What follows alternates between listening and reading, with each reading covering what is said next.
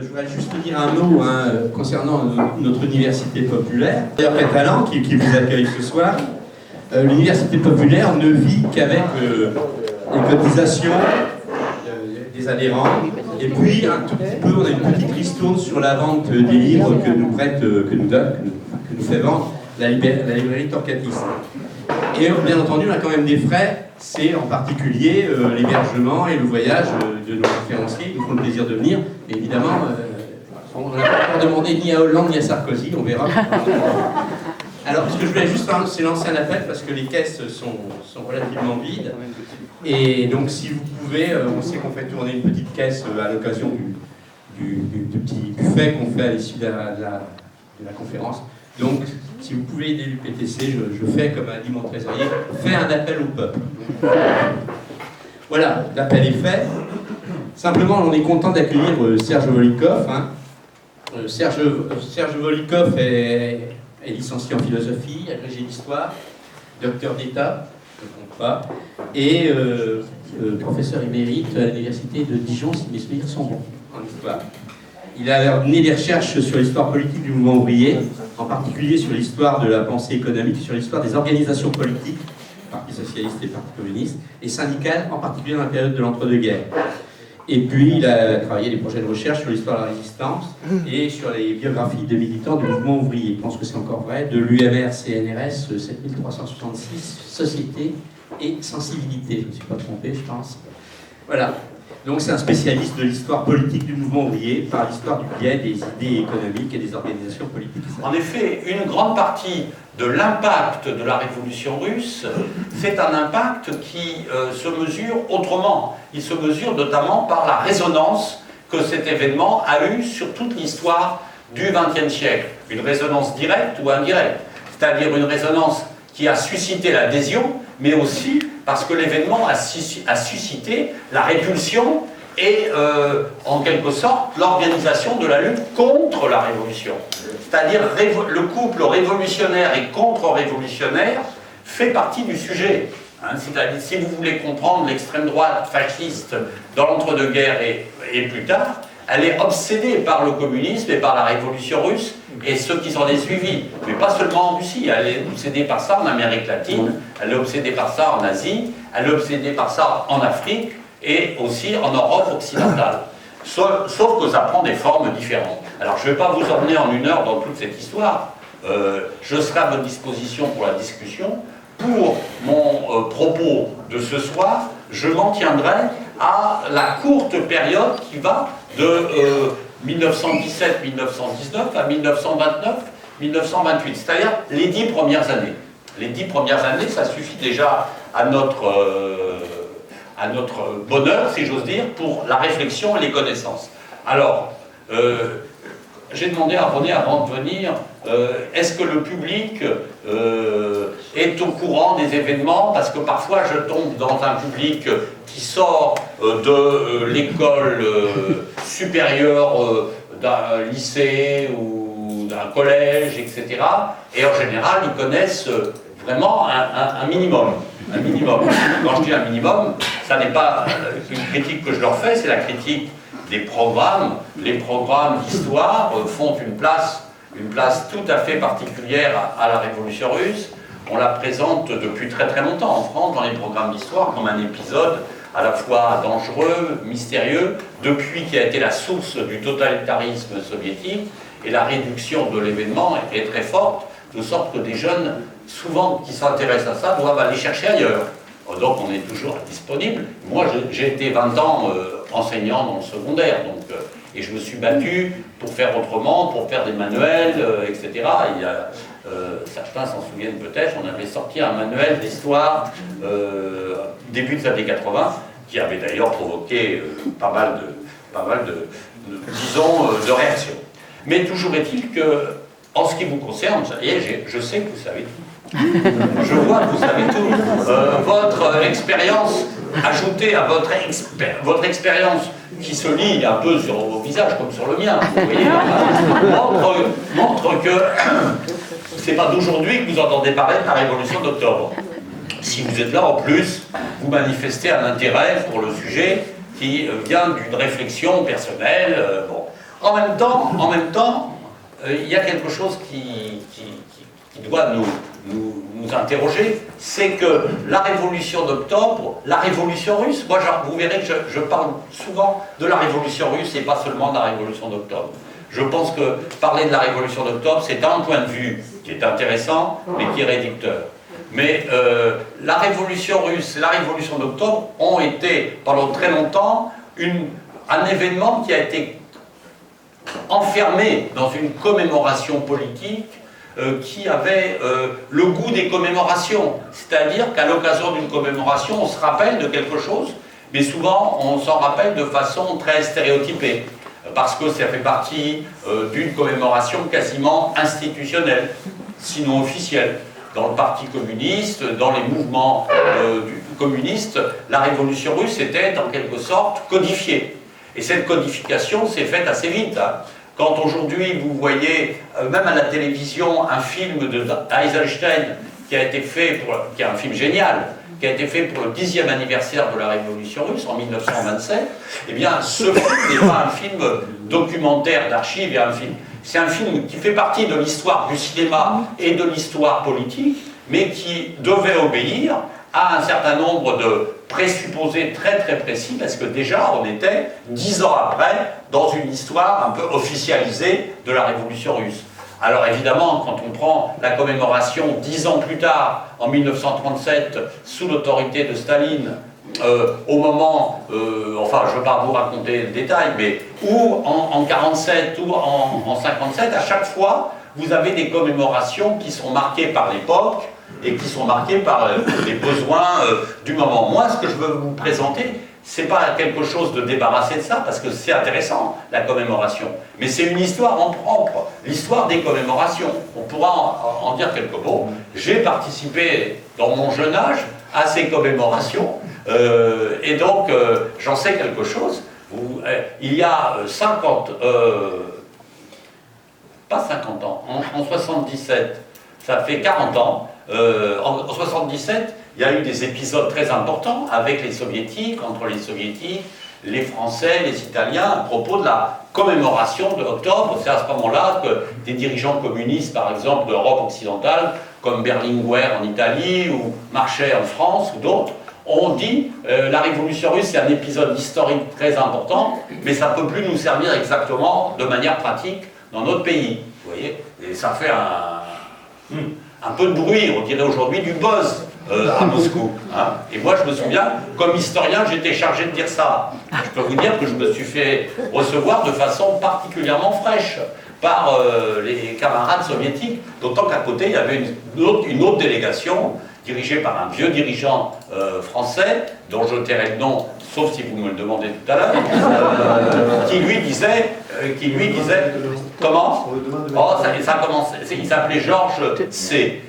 Et donc, qui disait non, la révolution russe est toujours valable, et il était applaudi face à ces petits freluquets d'historiens d'ascendance peu prolétarienne, hein, en l'occurrence moi, qui étaient soupçonnés d'abandonner le modèle bolchevique. Donc vous voyez, il y a toute cette ambiance. Aujourd'hui, on voit bien que la commémoration est une commémoration qui se fait contrainte et forcée, et à chaque moment de cette commémoration, quand elle est officielle, quand elle passe dans les médias, il s'agit d'enterrer l'histoire du communisme, de faire, en quelque sorte,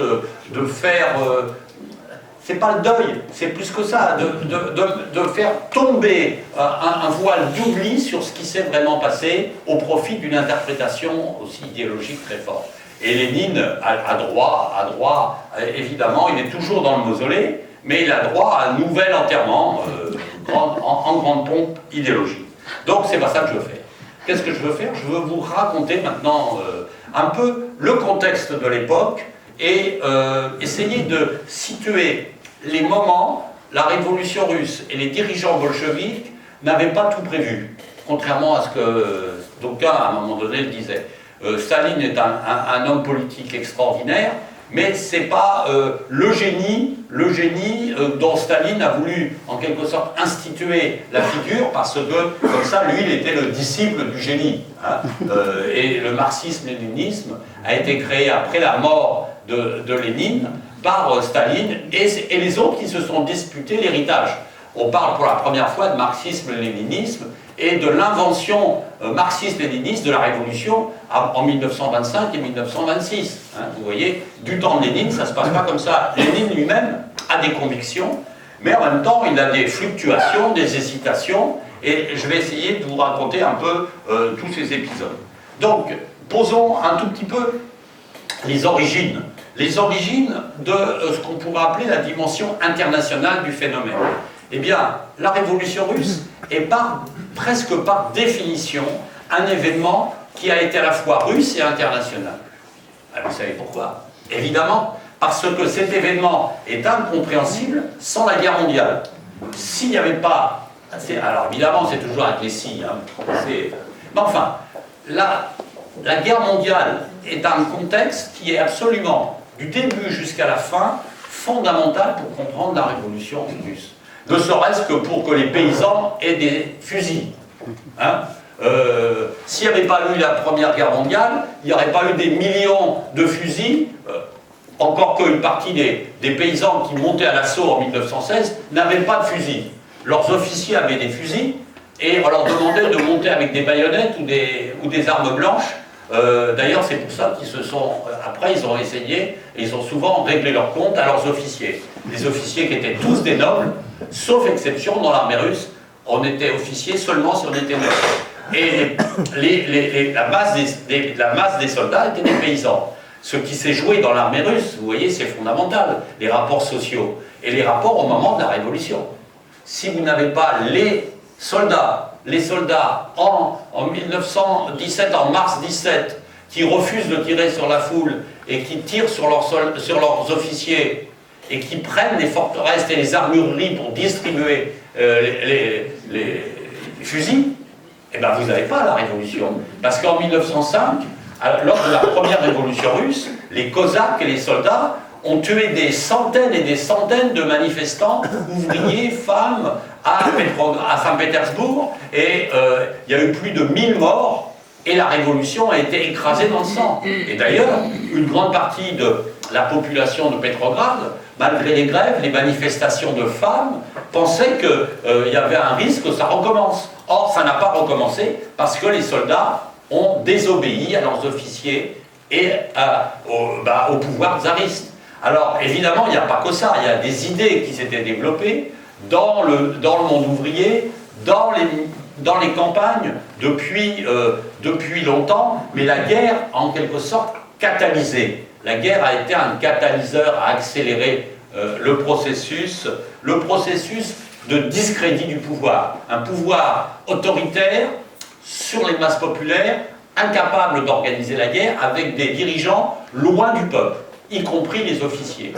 Ça, il ne faut jamais l'oublier. Mais en même temps, c'est une révolution qui surprend certains, qui n'en surprend pas d'autres. Et vous savez que cette révolution, je ne vais pas vous raconter la révolution, puisque je vous ai dit que ce n'était pas mon sujet. Mais je vous redonne juste la chronologie. Ça commence en mars 17, et il y a juste 100 ans, en octobre-novembre, vu les variations de calendrier, mais ça on s'en moque ici pour la réflexion.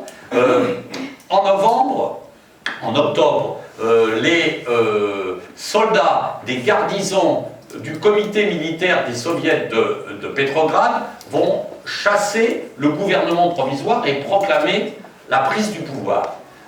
En vérité, la première et la deuxième révolution sont très différentes. La première révolution, c'est une révolution de masse, avec une population qui exulte et dans laquelle il y a à la fois des ouvriers, des soldats, des classes moyennes, les revendications des femmes, très importantes, les revendications ouvrières. Tout démarre le Journée internationale de lutte des femmes, le 8 mars. Vous voyez, il y a tout ce mouvement et une partie de la bourgeoisie et la droite qui complotent en même temps contre le tsar. Hein. Et donc tout ça va faire que sortent de cette révolution de février, mars, deux pouvoirs qui vont en quelque sorte non pas se regarder, s'articuler d'une façon compliquée, les conseils d'ouvriers et de soldats, et d'autre part un gouvernement provisoire. Pendant toute la période de l'été 17, là ça nous ramène à l'international, la question centrale c'est la guerre. Est-ce qu'on continue la guerre ou est-ce qu'on arrête la guerre? Les pays occidentaux envoient des délégations, des partis socialistes, pour convaincre les dirigeants du gouvernement provisoire, composé pour l'essentiel de différents courants socialistes, pour qu'ils continuent la guerre. Et on va continuer la guerre, bon an, mal an, vaille que vaille, pendant tout l'été 1917.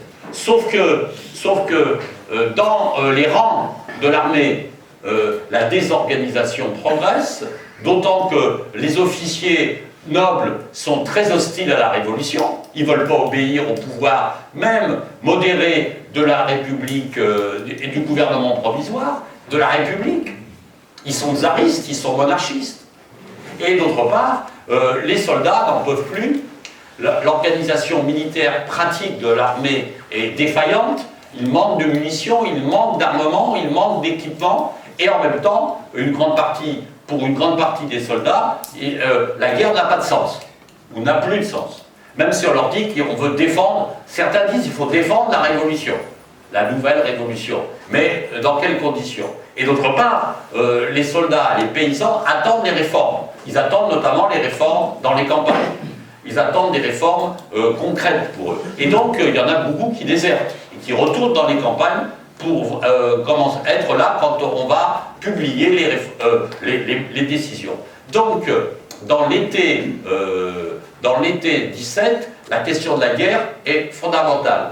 Les bolcheviks, une partie des socialistes, disent, avec les thèses de Lénine qui est revenu d'exil avec d'autres, aucun soutien à ce gouvernement provisoire et luttons pour la paix contre la poursuite de la guerre. Les autres socialistes qui sont au gouvernement disent on fera les réformes dès qu'on aura fini la guerre. Et donc vous voyez, il y a une sorte de divergence autour des réformes compte tenu de l'état de guerre. Finir la guerre, c'est faire les réformes. Continuer la guerre, c'est reporter à plus tard les réformes. Bon, tout ceci, malgré tout, les bolcheviks sont minoritaires. Les bolcheviks et Lénine n'a pas une audience de base parce qu'il apparaît comme extrémiste, il apparaît comme exagéré, il apparaît comme lié à des mouvements qui sont les marins de Kronstadt, un certain nombre de régiments militaires assez politisés qui sont proches des bolcheviks, mais les ouvriers des grandes usines de Petrograd sont sous l'influence des socialistes modérés, de même les cheminots et tout ça, vous voyez. C'est pas si simple que ça. Qu'est-ce qui va faire basculer l'affaire? C'est un coup de force tenté par un général, le général Kornilov, qui tente d'utiliser l'armée, une partie de l'armée, les Cosaques, etc., pour prendre le pouvoir à Petrograd et balayer le gouvernement provisoire. Et les bolcheviks vont se présenter comme les meilleurs défenseurs de la révolution, obtenir des armes, on va former des gardes rouges, des milices, le soviet va va associer un certain nombre de soldats des garnisons à la défense, à la lutte contre Kornilov. Ça c'est en septembre. Un mois plus tard, la décision est prise par les bolcheviks comme parti, alors que Lénine avait été contraint à s'exiler, à partir en Finlande parce qu'il était pourchassé. Mais clandestinement, la décision de prise du pouvoir est prise par les bolcheviks. Et vous voyez, ça c'est quelque chose qui est fondamental, parce que c'est une décision d'insurrection décidée par les bolcheviks dans un contexte qui est un contexte politique complètement chaotique. Donc les bolcheviks vont s'appuyer sur le comité militaire du Soviet, dirigé par Trotsky, qui va en quelque sorte donner l'ordre au comité militaire de Petrograd d'occuper le 24 octobre un certain nombre de points névralgiques, la veille du congrès des soviets, en décidant que le lendemain on annoncera que tout le pouvoir a été remis au congrès des soviets. Seulement, dans ces soviets, il y a des élections qui ont eu lieu. Dans certains endroits, les bolcheviks sont majoritaires, dans d'autres endroits, ils sont minoritaires.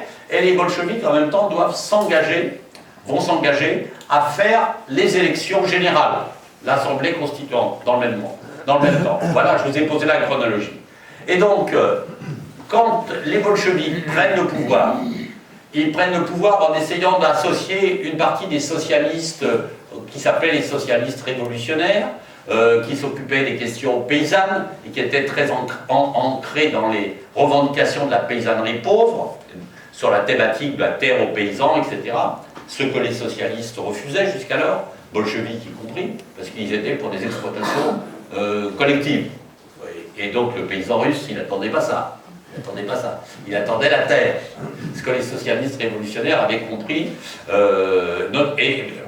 En tout cas, le gouvernement se met en place, le nouveau gouvernement, et vous avez compris pourquoi je vous parle de ça, parce qu'il dit deux choses. Les deux premiers décrets, c'est la paix, finir la guerre, et le deuxième, c'est la terre aux paysans. Vous voyez, Lénine, qui n'avait pas du tout, il avait dans ses écrits, si on prend des écrits théoriques, il parlait d'une révolution prolétarienne, démocratique, ouvrière et paysanne, mais la part faite à la paysannerie était quand même secondaire. Et là, d'un seul coup, il prend conscience, pas tout seul, mais quand même il prend conscience de l'importance de l'alliance avec la paysannerie, des concessions qu'il faut faire. De même, il va essayer, sur la question de la paix, d'associer les autres socialistes de gauche, dits révolutionnaires de gauche. En fait, la prise du pouvoir, l'ambiance de guerre, la guerre internationale, hein, cette année, c'est l'année où les États-Unis entrent dans la guerre. Et vous savez qu'ils entrent dans la guerre un peu à reculons. C'est vraiment parce que les Allemands, d'un point de vue stratégique, ont fait des fautes maximum, ont coulé des bateaux américains, que aussi le business américain se dit il faut qu'on rentre dans nos crédits parce qu'on a prêté de l'argent aux banques, et aux industriels et aux États français et britanniques, il faut qu'on rentre dans notre argent, il ne faut pas qu'ils soient vaincus. Mais enfin, après ça va se faire au nom de principes, les principes de Wilson, et les Américains envoient leurs troupes qui arrivent progressivement en Europe occidentale. Mais pourquoi je vous parle de ça pour la révolution russe? C'est parce que les Allemands ont une ambition, c'est de régler leur compte à l'armée russe pour pouvoir se retourner à l'ouest contre les armées américaines, françaises et anglaises. Et donc, le calcul des bolcheviks, ça avait été de dire la guerre va s'étendre, va devenir une guerre révolutionnaire, elle va changer de caractère, c'est ce que Trotsky pensait, c'est ce que Boukharine aussi pensait, et finalement, il y a une sorte de premier armistice qui est signé au mois de décembre. Les Allemands veulent obtenir la signature d'un armistice véritable, d'un traité qui leur permette de dégager leurs troupes. Les bolcheviks refusent, et finalement la guerre reprend. Elle reprend, et là c'est la débandade de l'armée. Et Lénine va être au mois de mars en catastrophe, amené à dire il faut faire absolument la paix avec l'Allemagne. Et donc c'est le traité de mars 1918, qui est le traité dit de Brest-Litovsk, où la Russie abandonne des territoires entiers, l'ensemble de la Pologne, l'Ukraine, la Finlande, des territoires considérables, à l'Allemagne. Alors la suite est compliquée parce que l'Allemagne ne saura pas quoi en faire. Comme l'Allemagne sera vaincue, elle ne sera pas capable de digérer toutes ces conquêtes. Mais dans l'immédiat, c'est une reculade extrêmement forte de la Révolution. Pourquoi? Parce que, en fait, le pouvoir bolchevique, une fois qu'il a été affirmé à Petrograd puis à Moscou, se heurte à des difficultés considérables à l'intérieur du territoire. On peut dire que les éléments de la guerre civile se mettent en place, mais la guerre internationale continue. La guerre civile et la guerre internationale va démarrer à la fin de l'année 18. C'est-à-dire, vous connaissez-vous la date de l'armistice en France, le 11 novembre. Eh bien, à partir de novembre 18, la situation du pouvoir bolchevique s'aggrave. Il s'aggrave parce que les Français, les Anglais apportent officiellement leur soutien aux armées qui résistent au pouvoir bolchevique, aux armées tsaristes, ce qu'on a appelé les armées blanches, et qui sont localisées surtout dans le Caucase, dans l'Oural ou dans l'Extrême-Orient. Et les Français et les Anglais vont envoyer des troupes qui vont débarquer à Odessa, sur la mer Noire, ou qui vont débarquer dans le nord, à Arkhangelsk, par la mer Blanche. Et donc, la situation du pouvoir soviétique, du pouvoir bolchevique, se dégrade à l'intérieur et se dégrade internationalement à la fin de l'année 18. En plus, vous savez que Lénine a été victime d'un attentat, disons, venant des socialistes révolutionnaires, avec lesquels les bolcheviks étaient alliés.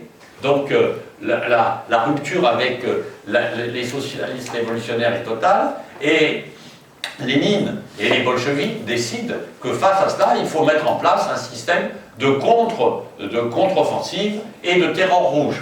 Vous voyez, donc, dès la fin de l'année, dès l'automne 18, la situation s'est dégradée. Et au plan politique international, les socialistes qui avaient... On n'a pas parlé des socialistes encore, hein, en général.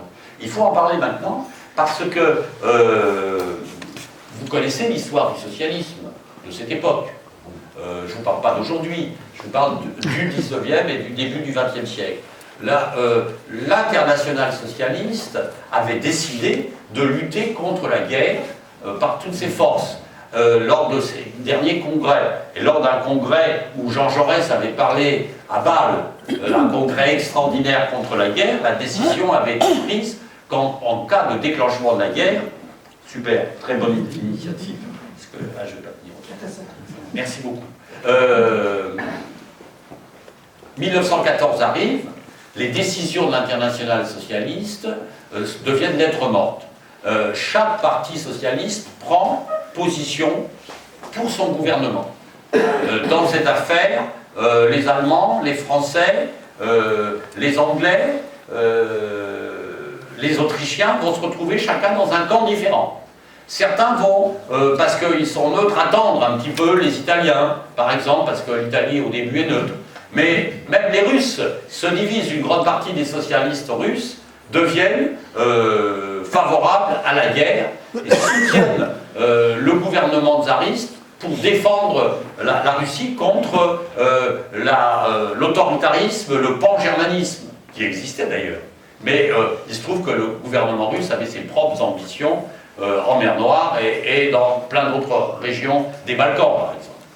Toujours est-il que l'internationale socialiste a explosé. Elle ne s'est pas réunie depuis 1914. Le congrès qui aurait dû avoir lieu à Vienne en 1914 n'aura pas lieu. Le bureau international de la deuxième internationale se réunit une dernière fois à Bruxelles en juillet. Jaurès va voir ses homologues à Berlin, il revient, il écrit « La situation est grave », il est tué, assassiné le 31 juillet.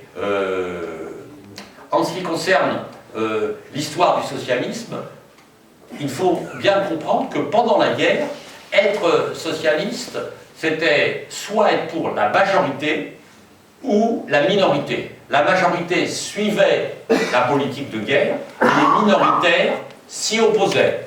Et ils vont tenter de se réunir. Ils se réunissent en Suisse. Ils se réunissent en Suisse en 1915, en 1916, dans des conférences connues sous le nom des petites bourgades près de Berne, Kiental, Zimmerwald, où se retrouvent des bolcheviks, des minoritaires socialistes, des syndicalistes français, britanniques, allemands bien sûr, et ils se divisent. Ils sont minoritaires et ils se divisent. Ils se divisent entre ceux qui veulent la paix et se battent pour la paix immédiate, et ceux qui disent il faut avoir une perspective révolutionnaire et faire une nouvelle internationale. Lénine est de cela. Alors vous allez me dire, ben alors, si Lénine est de cela, comment se fait-il qu'il fait la révolution, entre guillemets, il coordonne la révolution, prend le pouvoir en octobre 17, et il faut attendre 1919 pour qu'il y ait une nouvelle internationale. Et bien c'est qu'entre-temps, il y a ce que je vous ai raconté, la guerre civile, la guerre mondiale qui continue, et d'autre part, les socialistes de la deuxième internationale, au début de 1919, ont un projet, se retrouver, refaire la vieille internationale, se retrouver, et ils ont prévu des réjouissances relatives, parce qu'ils s'en veulent beaucoup quand même, hein, les uns les autres, mais des réjouissances à Berne, en Suisse, au début de l'année 19. C'est dans ce contexte-là que Lénine, les bolcheviks et les groupes de ce qu'on pourrait appeler des minoritaires de Zimmerwald vont lancer un appel pour réunir une conférence des révolutionnaires à Moscou, voilà, au mois de mars 1919. Et voilà l'origine de la Troisième Internationale et de l'Internationale communiste. Elle se réunit, j'ai pas fait attention à l'horaire, hein. Je ne sais pas où j'en suis. J'ai encore une demi-heure. Ok. C'est pas, j'étais dans les formes, mais je suis responsable. Je sais, voilà. Donc, on est en mars 1919, à Moscou. C'est un périple pas possible pour arriver à Moscou. Parce que la Russie révolutionnaire est encerclée, et pour y parvenir, c'est très très difficile. D'autre part, dans tous les pays d'Europe à ce moment-là, il y a des mouvements sociaux, des grèves, des affrontements. En Allemagne, c'est la guerre civile. En France, en Italie, il y a des grèves qui sont parties avec des mouvements grévistes importants, et les gouvernements ne sont pas en quelque sorte enclins à laisser partir en train ou en bateau les délégués à des congrès. En général, ils passent par la mer du Nord, ils arrivent par Petrograd et ils reviennent vers Moscou. À ce moment-là, c'est le chemin le moins difficile. Mais le résultat est quand même qu'il y a très peu de délégués, et que les délégués à cette conférence, à peu près une cinquantaine de délégués, et c'est souvent des minoritaires qui sont en Russie depuis la Révolution, et qui sont un peu coupés de leur pays. Les seuls qui sont vraiment très représentatifs, c'est les Allemands. Les Allemands, eux, ils ont réussi à venir, et il y a un mouvement spartakiste et un parti communiste qui a déjà été créé en Allemagne au début de l'année 19. Malheureusement, plus que malheureusement, vous savez que la guerre civile a amené l'assassinat de Karl Liebknecht, Rosa Luxembourg, et que Karl Liebknecht et Rosa Luxembourg, surtout Rosa Luxembourg, n'étaient pas d'accord avec Lénine. Et le représentant du parti communiste allemand est sans doute le seul qui va dire la situation n'est pas mûre pour créer l'internationale, parce que nous voulons que l'internationale procède des différents partis. Et là, vous nous proposez de créer une internationale sans qu'il y ait encore des partis qui soient créés, et en quelque sorte par le haut, simplement grâce à la révolution russe et au parti bolchevique. Toujours est-il que la conférence se transforme, elle se transforme de conférence en congrès fondateur. Et le 6 mars 1919, c'est la fondation de l'Internationale communiste. L'Internationale communiste dont le président va être, non pas Lénine, mais Zinoviev, un des compagnons proches de Lénine. Mais tous les dirigeants bolcheviques ont en quelque sorte eu l'occasion d'intervenir. Lénine lui-même a accueilli les délégués, et il a donné en quelque sorte le ton politique, idéologique. Pour lui, la révolution est imminente à l'échelle mondiale. La nouvelle organisation va avoir à coordonner la révolution. Et d'ailleurs, lors de cette premier congrès fondateur, on n'entre pas dans les détails. On délègue ensuite quelques moyens, on crée un bureau occidental pour coordonner en Europe occidentale, à Amsterdam, la révolution, mais c'est à peu près tout. Et puis on prévoit des initiatives pour encourager, soutenir les révolutionnaires et la révolution qui est en marche. Il y a cette idée que la révolution, elle s'appuie sur les grèves, sur les mouvements d'occupation d'usines en Italie, sur les mouvements armés même et les conseils d'usine en Allemagne. Et donc, il y a un véritable optimisme, un optimisme politique et en même temps une urgence, puisque la révolution russe est encerclée. L'urgence, c'est de défendre la révolution russe. Donc, coordonner les forces révolutionnaires, mais déjà, première, en quelque sorte, idée qui sera une idée centrale et durable, c'est défendre la révolution russe en refusant, par exemple,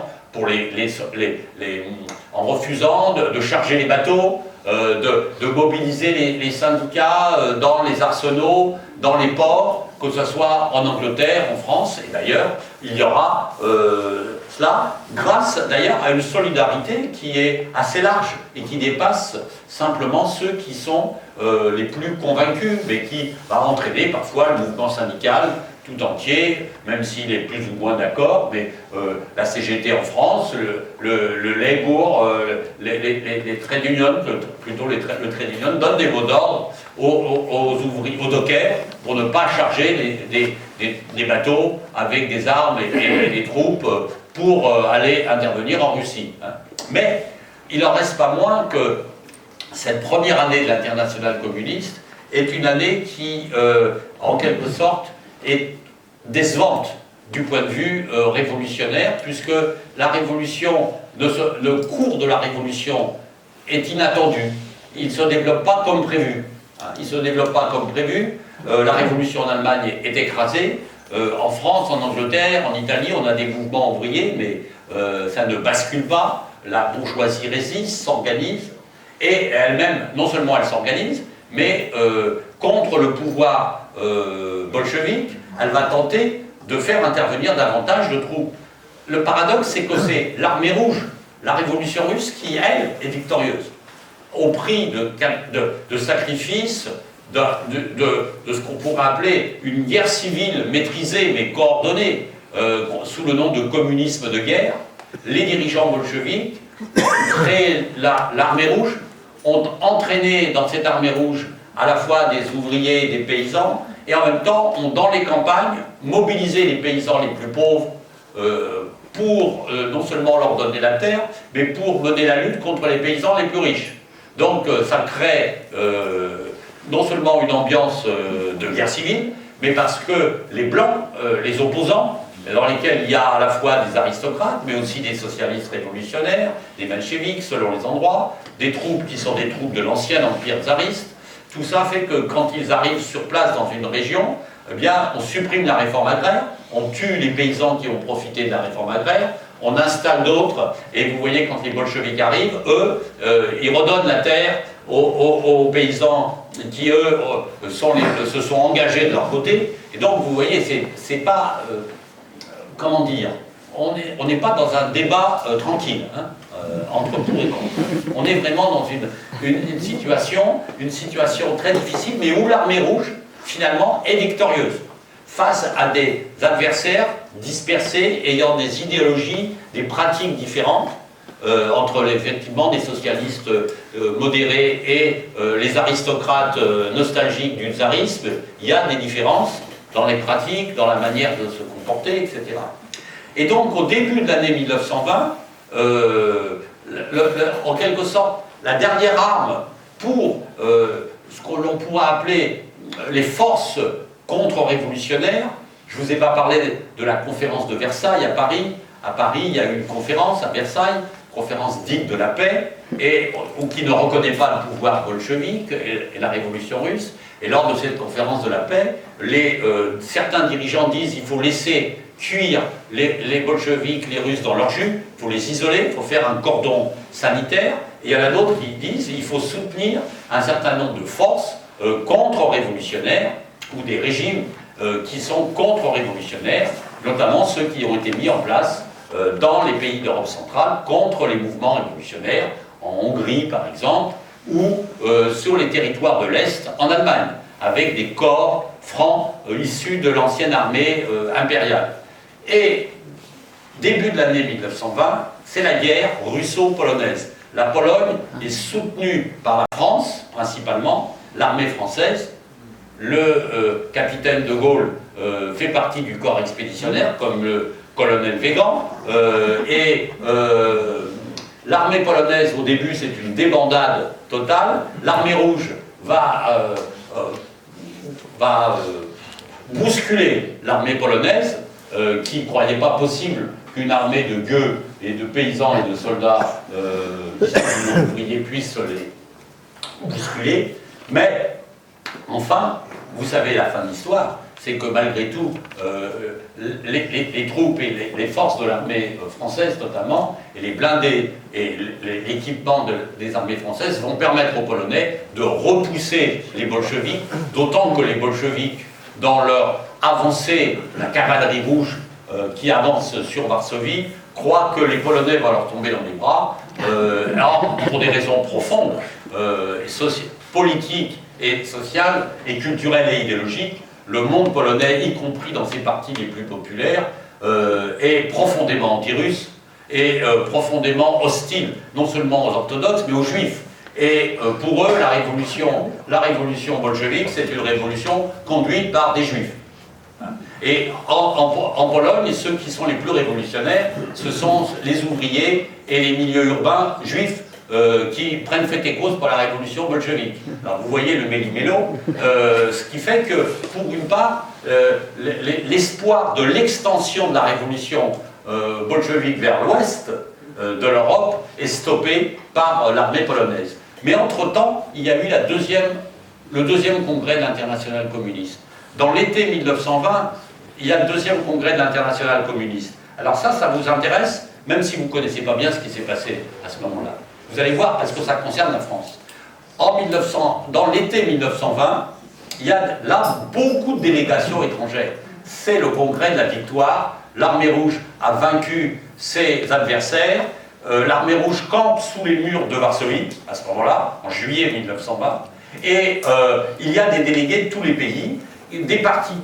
Des partis socialistes ont envoyé des délégués pour se renseigner et pour adhérer à la nouvelle internationale. Par exemple, les Français, le congrès du Parti socialiste français, de la SFIO, s'est réuni à Strasbourg, a décidé de se retirer de la vieille internationale et d'envoyer Marcel Cachin qui était un dirigeant du Parti socialiste et dirigeant ensuite du journal L'Humanité, mais il ne l'était pas encore, et Ludovic Oskar Frossard, autres dirigeants. Ils viennent à Moscou, ils sont suspectés d'être ils ont été pendant la guerre, ils ont été favorables à l'Union sacrée, donc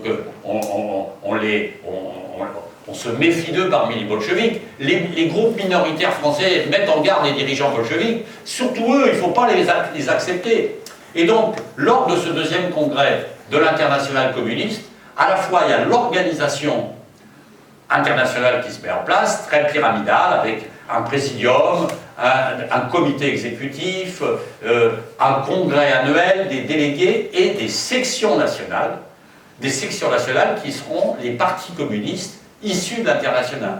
On crée donc des sections et on affirme l'idée qu'il y a un parti mondial de la Révolution et des sections de ce parti mondial que sont les partis communistes. Et pour adhérer à ces sections, on met en place, quand je dis on, le Congrès, sous la direction notamment de Zinoviev et des bolcheviks, met en place des conditions d'adhésion, les 21 conditions, qui vont en quelque sorte être le cahier des charges, la charte qu'il faut signer si on veut adhérer à l'internationale communiste. Et Zinoviev et les autres dirigeants disent, ils se précipitent tous pour adhérer à l'internationale communiste, il faut quand même être prudent, prendre nos précautions, autrement on va récupérer tous les social chauvins, les sociodémocrates les plus compromis pendant la guerre, ils vont tous rentrer à l'internationale communiste. On n'en veut pas. Il faut faire le tri.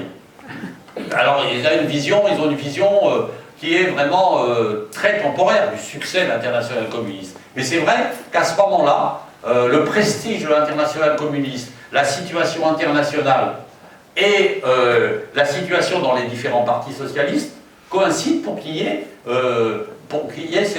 ce prestige de l'internationale communiste. Alors vous savez que ça va avoir des effets sur la création des partis communistes. Les partis communistes sont créés dans l'automne, l'hiver 1920-1921. En Europe occidentale. Après, le processus de création des partis communistes va se faire sur des rythmes variés, mais enfin, c'est quand même le moment où vont être créés en Europe de l'Ouest, mais aussi en Chine, mais aussi en Amérique latine, mais aussi au Moyen-Orient des partis communistes avec comme cahier des charges la conception de l'internationale communiste comme un parti mondial avec des sections. Vous avez compris que c'est une conception très disciplinée, assez militarisée. Et notamment, par exemple, l'obéissance considérée comme une... alors, c'est pas clair encore à ce moment-là. Il y a des petits contresens. Ça va s'éclaircir dans les années suivantes. Mais l'idée qu'il faut une internationale communiste centralisée, un parti mondial, alors centralisme qui sera tempéré par le fait qu'il y a un congrès chaque année où les représentants des différents partis, des différentes sections, viendront donner non seulement leur avis, mais définiront la ligne.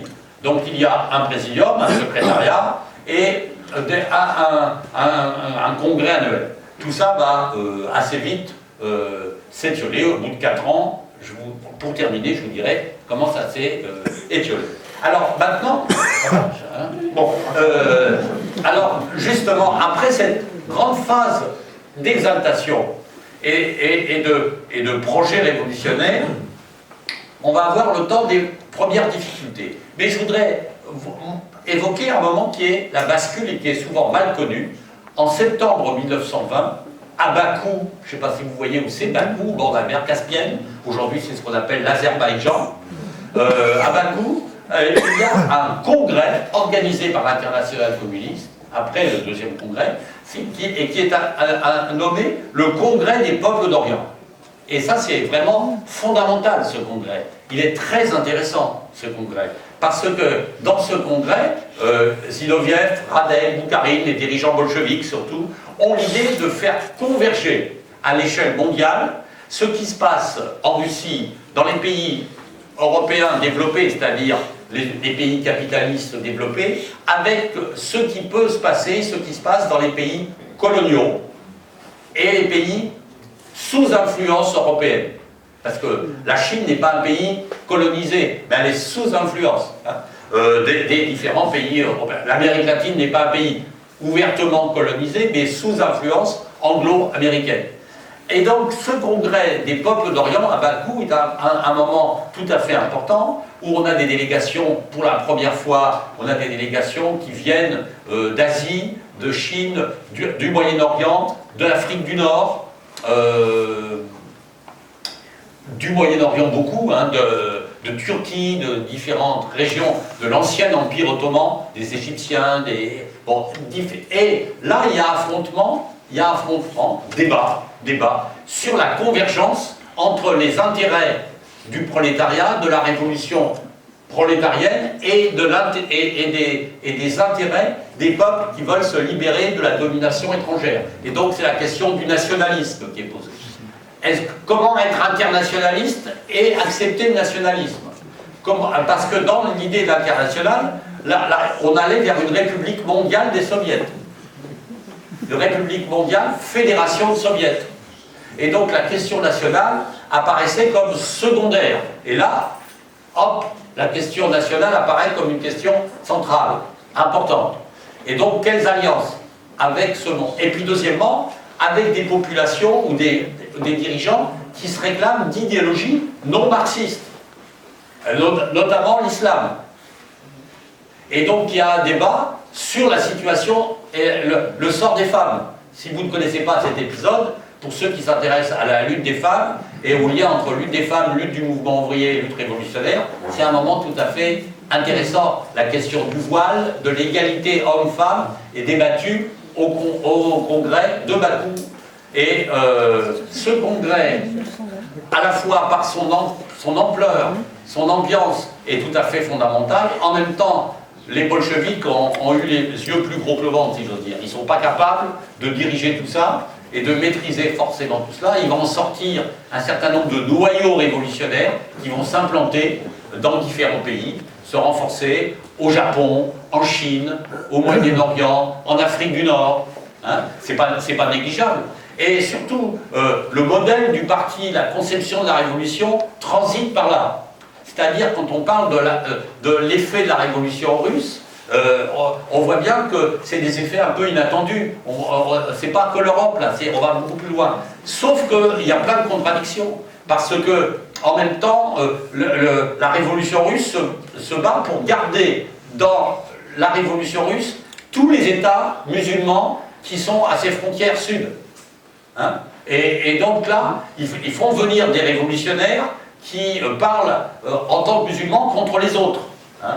Et les autres les accusent de vouloir conserver l'hégémonie russe sur les territoires musulmans du sud de la Russie, y compris du Caucase. Vous voyez, donc, en germe, vous voyez, il y a beaucoup de choses qui se révéleront à l'échelle de l'histoire. 50 ou 60 ans, c'est pas énorme. À l'échelle individuelle, c'est beaucoup. Hein, mais à l'échelle de l'histoire des populations, c'est pas énorme, mais c'est déjà en germe. À la fois tout ce qu'il y a de tout à fait extraordinaire comme mutation à l'échelle internationale et en même temps difficulté et contradiction. Alors maintenant, j'en arrive à ce qu'on pourrait appeler la retombée du projet de parti mondial. Ça ne veut pas dire que tout s'arrête, mais dès 1921, troisième moment, on arrive sur quelque chose qui va intéresser beaucoup les Français, paradoxalement. Les dirigeants russes ont gagné militairement, mais politiquement et économiquement, la victoire de la Révolution est tellement branlante qu'ils s'aperçoivent qu'il faut changer de cours. Vous savez, c'est quand les soldats de la garnison de Kronstadt se révoltent au nom avec le mot d'ordre « Vive les soviets, abat les bolcheviks », il s'est passé quelque chose. Il s'est passé quelque chose. La famine est générale dans le territoire de la Russie révolutionnaire. Alors c'est bien sûr qu'il y a le blocus, bien sûr qu'il y a les étrangers, bien sûr, mais c'est aussi le communisme de guerre. Les paysans ne cultivent plus la terre, on réquisitionne, il n'y a plus de monnaie, il n'y a plus de marché, et donc Lénine, après avoir eu à combattre différents courants dans le parti bolchevique, et dans l'international d'ailleurs, de même que Trotsky, vont développer l'idée qu'il faut changer le cours de la révolution. Et il faut un cours nouveau, dit Trotsky, et Lénine dit qu'il faut une nouvelle étape, la même, une nouvelle politique économique. Une nouvelle politique économique, et le troisième congrès de l'international, puisqu'il y en a un chaque année à ce moment-là, hein, après ça va s'arrêter, mais a lieu l'été 1921. Et ce congrès international va dire il faut arrêter, nous sommes minoritaires, en Europe notamment, nous n'avons pas réussi à gagner les masses, il faut aller aux masses, et il faut lancer un mot d'ordre de front unique. Front unique. Après avoir fait, comme a fait Zinoviev en disant il faut faire le ménage, il ne faut pas accepter toute une série de socialistes médiocres, chauvins ou pararévolutionnaires, petits bourgeois et autres, et on demande aux communistes d'aller faire le front unique. Alors évidemment, ceux qui sont les plus réticents, c'est ceux qui ont eu le plus de difficultés à faire cette scission. En France, les dirigeants communistes français, notamment Cachin et Frossard, disent que c'était bien la peine qu'on manifeste notre accord avec les 21 conditions, et maintenant on nous demande de faire l'alliance avec ceux qui ont refusé de rentrer au Parti communiste. Alors c'est un argument tactique, un peu de mauvaise foi, mais ce qui est intéressant, c'est que le mouvement communiste, à partir de 1921, pendant plusieurs années, va tenter, en quelque sorte, de consolider son influence avec des mots d'ordre d'alliance du monde ouvrier, syndical et politique, entre socialistes et communistes, entre les différents courants du syndicalisme. Sur ce, je vous raconte des événements parce que je crois qu'il faut les avoir en tête. Vous savez que Lénine est jeune encore, mais il a une mauvaise santé. Plus il y a eu un attentat qui a laissé des graves séquelles, puisqu'il a été blessé au cerveau, et donc à la tête plutôt, et que ça a provoqué des troubles au cerveau, des hémorragies cérébrales, etc. Donc à partir de 1922, fin 21, début 22, Lénine est en quelque sorte progressivement perd son influence dirigeante. Et donc se met en place dans le parti bolchevique, à la tête du régime soviétique, une sorte de système à plusieurs, on va l'appeler Troïka, on va l'appeler comme on veut, avec un secrétaire administratif qui est assez actif, mais tout à fait falot, qui s'appelle Douglashvili Joseph Staline, de son surnom. Hein. Staline est relativement méprisé par les autres dirigeants, il n'a pas joué un grand rôle dans la Révolution. Il est une figure très méconnue de l'ensemble du monde ouvrier, des paysans, de la population soviétique, mais il tisse sa toile, si j'ose dire, avec les cadres du parti, et surtout, il est connu parce qu'il est georgien, et il est plus, vous savez comment les gens qui ont à se faire pardonner quelque chose, il est plus russe que les Russes, quoi. Il est plus russe que les Russes, il veut défendre la Russie, et surtout, il va défendre une conception des nationalités, qui est une conception des nationalités, c'est le moment où on crée l'Union soviétique, 1922, création de l'Union soviétique, et cette création de l'Union soviétique, c'est une fédération de républiques dans lesquelles il y a la nationalité soviétique et les nationalités, mais le droit de chaque nationalité est subordonné à l'appartenance à la citoyenneté soviétique.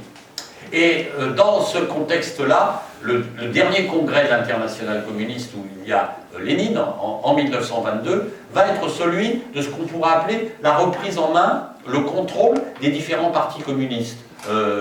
En 1922, je vous prends l'exemple français parce que ça peut vous amuser, hein, pour certains qui s'intéressent à l'histoire d'un parti ou qu'ils connaissent ou auquel ils ont participé ou dont ils restent membres. Il y a des cas variés, hein, mais ça peut vous intéresser. En 22, il y a le congrès de l'Internationale communiste, le 4e. La délégation du Parti communiste arrive à Moscou. Il y a eu le congrès avant, le congrès dans lequel la gauche du parti a été battue par le centre, etc. Et donc, et la gauche dite du parti, elle soutient l'Internationale. C'est pour ça qu'elle s'appelle la gauche. Et elle soutient l'Internationale communiste, la direction, et lors du congrès, on dit aux délégués, de toute façon, votre congrès ne prime pas, ce qui prime, c'est le congrès de l'Internationale. Donc vos décisions, vous ne pouvez pas, non pas vous asseoir dessus, elles sont importantes, mais tout va être rediscuté lors du congrès. On fait une commission française, il y a des commissions pour tous les partis, hein. Commission française qui va discuter de la politique du parti, de l'avenir du parti. Et Trotsky, qui connaît très bien le Parti communiste français, parce qu'il avait été exilé en France, il parlait parfaitement le français, etc., il a trouvé une astuce politique, qui n'est pas une astuce secondaire, il dit, voilà, il y a une impossibilité d'avoir une double appartenance quand on est communiste. On ne peut pas appartenir au Parti communiste et en même temps à la franc-maçonnerie. Et donc, tous les cadres, les dirigeants qui sont francs-maçons, il faut qu'ils choisissent. Il faut qu'ils choisissent. Et on les oblige à choisir. Et donc, le secrétaire général du parti, en l'occurrence, Frossard, était franc-maçon. Et donc, il donne sa démission, et notamment toute une partie de la direction, qui explique qu'être franc-maçon en France, c'est avoir mené la lutte anticléricale, il y a plusieurs loges, c'est des réseaux politiques qui peuvent être des réseaux progressistes, compatibles, rien à faire. Vous savez, il faudra attendre 1936, le Front populaire, pour que l'interdiction soit levée. Peut-être que vous ne savez pas. Mais en tout cas, en 1922, fin 22, c'est le moyen pour affirmer une sorte de reprise en main de la direction du Parti communiste, avec des justifications qui pouvaient être plus fondamentales, c'est-à-dire nouvelle génération, des jeunes ouvriers, des syndicalistes, mais en même temps, c'est l'affirmation de ce qu'on pourrait appeler le pouvoir de l'Internationale sur le parti, et ce qui deviendra l'année suivante la formule, après la mort de Lénine, on va trouver, la direction de l'Internationale communiste va trouver une formule qui va en quelque sorte laisser des traces, y compris dans le vocabulaire politique courant, c'est bolcheviser le parti. Il faut bolcheviser le Parti communiste, surtout le Parti communiste français, avec toutes ses traditions de lutte, oui, mais électoraliste, localiste, menant des luttes locales au lieu de grandes luttes politiques. Enfin, il faut le bolcheviser, le durcir. Hein. Et donc, et notamment transformer son organisation. Plus de sections locales, mais il faut organiser uniquement dans l'entreprise. Pour couper les ponts avec tout ce qui est le tissu administratif, politique, local. Évidemment, c'était, je fais à l'aparté, c'était une stupidité monstrueuse, hein, et ça donnait des résultats à la hauteur de la stupidité, mais le mal était fait. Après, on est revenu là-dessus, on a dit non, il y aura des cellules locales, et puis il y aura des cellules d'entreprise, et puis on va trouver un équilibre. Mais il a fallu beaucoup de temps pour que cet équilibre soit trouvé, et pas mal de tâtonnements. Toujours est-il qu'à partir de 1924-1925, le projet de révolution mondiale disparaît en grande partie, et désormais, il est remplacé par un autre projet, vous savez lequel, c'est défendre le pays qui est le pays de tous les révolutionnaires, c'est-à-dire l'Union soviétique est la patrie des révolutionnaires. En défendant l'Union soviétique, les partis font en quelque sorte une œuvre juste et une œuvre révolutionnaire. Et en attendant, il faut que les partis fassent la révolution à l'intérieur, pour qu'ils se transforment, parce que si la révolution n'a pas eu lieu, ben c'est la faute de qui? C'est la faute des partis. Ils n'ont pas été bolcheviques. Donc ça, c'est le mot d'ordre du 5e congrès de l'Internationale communiste, celui de l'enterrement de Lénine. Et vous savez que c'est un enterrement très particulier, parce qu'on annonce la fidélité à Lénine, la bolchevisation des partis, remplacer l'objectif que je viens d'évoquer par un autre, et en même temps, c'est le moment où on lit au Congrès les dernières lettres de Lénine, hein, et il donnait son avis sur tous les dirigeants, hein, et notamment sur Staline. Et Staline dit, oh ben oui, alors vraiment, je suis violent, on ne peut pas me confier un poste de responsabilité, donc j'abandonne mes responsabilités. Et tout le comité central lui dit, mais non, cher camarade, garde tes responsabilités. Donc il s'est joué lors de ce 5e congrès et l'international et du parti bolchevique des choses vraiment tout à fait importantes. Hein. Une certaine histoire officielle a un peu, lissé tout ça, on oublie. Mais c'est une histoire qui n'était pas complètement écrite à l'avance. Toujours est-il que, et là je crois que j'arrive au bout de mon propos, hein, c'est bien, là toujours est-il qu'à partir du milieu des années 20, on a un paradoxe, on a un vrai paradoxe, qui est tout à fait formidable du point de vue de l'histoire mondiale, mais qui doit faire réfléchir. C'est-à-dire que l'Internationale communiste a été capable, dans ce qu'on pourrait appeler grâce au prestige de la révolution russe, en grande partie, mais aussi parce qu'il y avait des hommes, des femmes, qui se sont engagés pour faire des partis de type nouveau, organiser la révolution chez eux, et on a plus de 60 partis communistes déjà créés à la fin des années 20, dans le monde entier. C'est la première fois qu'il y a une organisation mondiale politique. C'est la première fois, ça n'avait jamais existé. Et le mouvement socialiste, le mouvement ouvrier avait toujours été purement européen. Et là, on a un mouvement qui s'est mondialisé, avec des idées, des conceptions qui ont diffusé dans le monde entier. Un homme comme Bukharin, un des dirigeants bolcheviques qui avait fluctué, qui était sans doute l'un des plus intellectuels, qui était à l'Académie des sciences, qui dirige l'Internationale communiste en 1928, et il dit « La révolution mondiale sera un long chemin, un processus, il y aura plusieurs forces, il y aura la révolution russe, les ouvriers des pays capitalistes, et puis tous les peuples des pays coloniaux, le monde paysan et les peuples qui veulent se libérer du colonialisme. » Une idée un peu fulgurante comme ça. Hein. Mais en réalité, l'Internationale communiste est désormais très soumise aux intérêts et à la diplomatie immédiate de l'État soviétique et a une grande difficulté à se développer et à développer son activité à l'échelle mondiale. Elle y parviendra à travers des à-coups, à travers des moments, mais comme l'antifascisme par exemple, comme un certain nombre de luttes anticolonialistes dont le ferment, ce sont ces partis communistes, hein, et dans tous les pays, que ce soit l'Afrique du Sud, quand vous prenez l'histoire de l'ANC aujourd'hui, quand vous prenez l'histoire de la Chine évidemment, et de tout ce qu'a été le mouvement national et communiste en Extrême-Orient, vous trouvez ses origines. Mais en même temps, domination et subordination à l'URSS. Je terminerai par une seule information que vous connaissez peut-être mal, c'est la dissolution de l'Internationale communiste. Comment elle a fini? Vous savez comment elle a fini? Plus ou moins, parce qu'on n'en a pas beaucoup parlé. Et 1943, en pleine guerre mondiale, Staline prépare une des grandes réunions des Nations Unies. Il y a les Nations Unies contre... Bon, je ne fais pas l'histoire de la Seconde Guerre mondiale.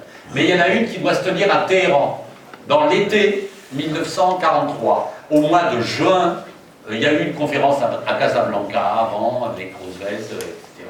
Et les Américains et les autres, les Anglais surtout, ont demandé à Staline des gages de sa bonne foi, de sa bonne volonté pour l'Europe et le monde d'après-guerre. Et Staline dit, moi, je n'ai aucune ambition de faire la révolution, contrairement à ce qui a été dit. Dans l'Europe d'après-guerre, je veux une Europe de paix, de tranquillité, et la preuve, dissolution de l'internationale communiste. La dissolution de l'internationale communiste a été apportée par l'Union soviétique comme une sorte de preuve qu'elle ne souhaitait pas faire ou propager la révolution après la victoire des Nations Unies. Alors, c'est un acte politique, diplomatique, et on ne va pas sonder les reins et les cœurs et savoir ce qu'il en était de la pensée profonde de Staline, qui par ailleurs était d'un pragmatisme permanent, qui lui permettait de faire le contraire de ce qu'il avait annoncé très peu de temps. En 1939, il signe le pacte germano-soviétique, après avoir soutenu le Front populaire en France et la lutte antifasciste. Et puis en 1941, il félicite de nouveau les communistes français de développer la lutte patriotique et nationale contre l'envahisseur. Parce que c'est les besoins de l'URSS. Hein. Vous voyez donc. Alors si on regarde un peu plus près, on s'aperçoit quand même qu'à l'intérieur du mouvement communiste, il y avait depuis la guerre d'Espagne, même un petit peu avant, une tendance à dire finalement l'internationale communiste ne nous sert plus à grand-chose. Elle nous crée plus d'ennuis que d'avantages. Il faut mieux développer les relations bilatérales de l'URSS avec les différents partis communistes et pas se retrouver avec tous les partis communistes siégeant, demandant des comptes ou posant des questions. Même si tous étaient en général bien bolchevisés, assez d'accord. Alors, pourquoi je vous dis ça? Parce que j'ai vu les preuves dans les archives. Il y a eu plusieurs réunions d'internationales où on avait envisagé déjà la dissolution de l'internationale. En 1937, après les procès et les purges terribles commises par Staline et dont une partie des dirigeants de l'internationale ont été les victimes. Hein, faut pas oublier, faut le savoir en tout cas, si on parfois on ne le sait pas. Et d'autre part, en 1941, avant l'attaque allemande, Staline, on a une réunion du bureau de l'internationale communiste et qui dit il faut envisager la dissolution de l'internationale communiste. Et le journal du président de l'internationale communiste qui s'appelait Georges Dimitrov, qui a été publié il y a quelques années, on a des indications qui vont dans ce sens. Tout ça pour dire que, en gros, quand on termine en 1943 la vie de l'internationale communiste, la dimension internationale n'a pas disparu, mais elle ne passe plus par l'internationale communiste. Et les partis communistes qui ont été créés par cette internationale ont parfois tendance à dire non, on a oublié. C'est pour ça que le Parti communiste français a souvent oublié d'où il venait de ce point de vue. Plus tard, on a dit par exemple que la politique du Parti communiste français ne se décide ni à Berlin, ni à Moscou, ni à Rome, au moment du Front populaire. À Berlin et à Rome, ça c'est sûr, mais à Moscou, c'est pas sûr. Hein. Donc voilà. Mais on voulait affirmer la dimension patriotique. Et d'ailleurs, Maurice Thorez était tout à fait favorable à ça. Et il le disait, il connaissait l'histoire, lui. Il connaissait l'histoire. Mais en tout cas, vous voyez, donc cette histoire, elle est ancienne, mais finalement, elle est mal connue, et c'est pour ça que j'ai eu plaisir à vous la raconter. Merci.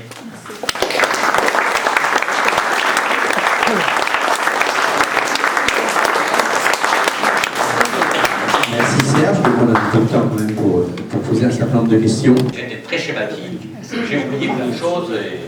Moi, j'ai adhéré au Parti communiste en 1960. Ma génération était enthousiasmée à la lecture de Guijoux, qui ébranlèrent le monde, n'est-ce pas? Mais assez rapidement, nous avons été amenés à prendre conscience que l'Union soviétique avait été rapidement devenue une forteresse assiégée. Et je crois que vous l'avez fort bien dit dans votre explication. On peut parler de l'intervention de 18 pays, on peut parler de l'isolation de l'Union soviétique à la veille de la Deuxième Guerre mondiale, parce que vous avez évoqué le pacte germano-soviétique, mais quelqu'un comme Winston Churchill en était arrivé à la conclusion qu'il n'y avait pas d'autre solution pour l'Union soviétique que de signer ce pacte, tout en sachant qu'il y aurait une guerre qui l'opposerait à Hitler, mais parce qu'elle estimait qu'elle n'avait pas les moyens militaires pour faire face à une éventuelle agression. Donc ça, vous l'avez bien expliqué. Ce que je pense aussi, c'est qu'on a moins parlé de cette réalité. L'Union soviétique, forteresse minée de l'intérieur aussi. La révolution avait à peine éclaté que déjà des divergences gravissimes éclataient. Vous avez fort bien parlé du rôle des SR, qui rapidement sont devenus des éléments anti-révolutionnaires. Mais il n'y a pas qu'eux qui ont joué ce rôle. Et je pense qu'on peut dire que si dès le départ le parti bolchevique n'a pas imposé, on le doit au charisme de Lénine. Mais à peine mort, en 1924, tout a explosé. Et c'est une série d'affrontements qui vont opposer des bolcheviks entre eux. Bon, les Zinoviev, Kamenev, Boukharine, etc., c'est une réalité. On arrive à un moment donné où il y a pratiquement deux partis bolcheviques, avec deux financements différents, etc. Et on en arrive même à des assassinats. L'assassinat de Kirov, l'assassinat de Kuibitchev et d'autres encore sont une réalité. Non, mais je vais bien entendu, je vais répondre, je vais rebondir. Et disons que ces conflits à l'intérieur du parti bolchevique vont trouver une explosion finale en 1956 avec le rapport secret de Nikita Khrouchtchev, qui va présenter Staline comme un monstre, un tueur, etc.